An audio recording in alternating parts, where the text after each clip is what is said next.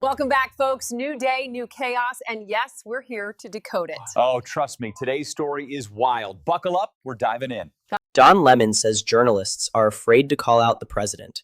And after the remarks Trump made about Somali immigrants this week, it's clear why.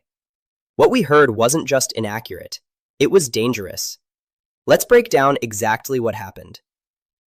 This started with Don Lemon calling out something many people in the media already know, but rarely say publicly.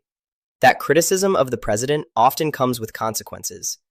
And when Trump delivered a series of sweeping attacks on Somali immigrants, the lack of direct pushback showed exactly what Lemon was talking about.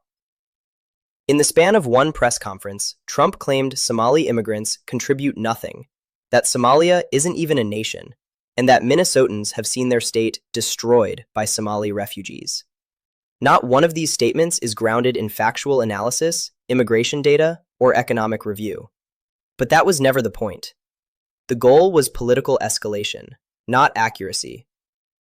Trump also linked Somali communities to a violent incident in Washington, D.C., despite the fact that the suspect was not Somali. The disconnect between the facts and the rhetoric is not subtle, it's deliberate. Statements like these follow a familiar pattern. First, identify a vulnerable group. Second, portray them as a threat to national stability.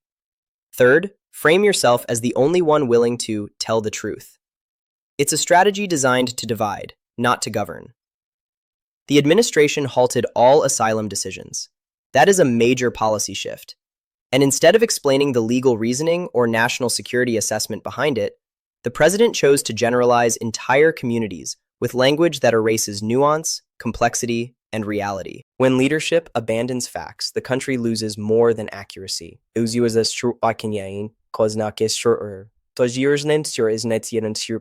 loses direction. Lemon argues that journalists hesitate to challenge the president because they fear retaliation, the loss of access, or the backlash that follows. And whether you agree with Lemon or not, there is one undeniable truth. A democracy cannot function when the press is intimidated into silence. When journalists avoid asking difficult questions, misinformation doesn't just spread, it becomes normalized.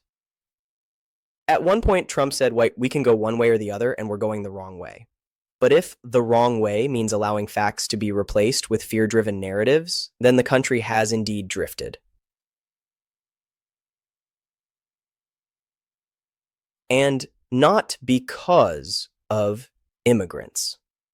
The harm here is not just the rhetoric itself. It's the precedent it sets, that entire populations can be reduced to talking points, that policy can be justified by misinformation, and that leaders can redirect public anger toward whichever group is politically convenient. This is why Lemon's critique matters. He's not simply reacting emotionally, he's identifying a pattern that, if left unchecked, erodes the integrity of public discourse. So, when Don Lemon says journalists are afraid to criticize the president, he's not wrong.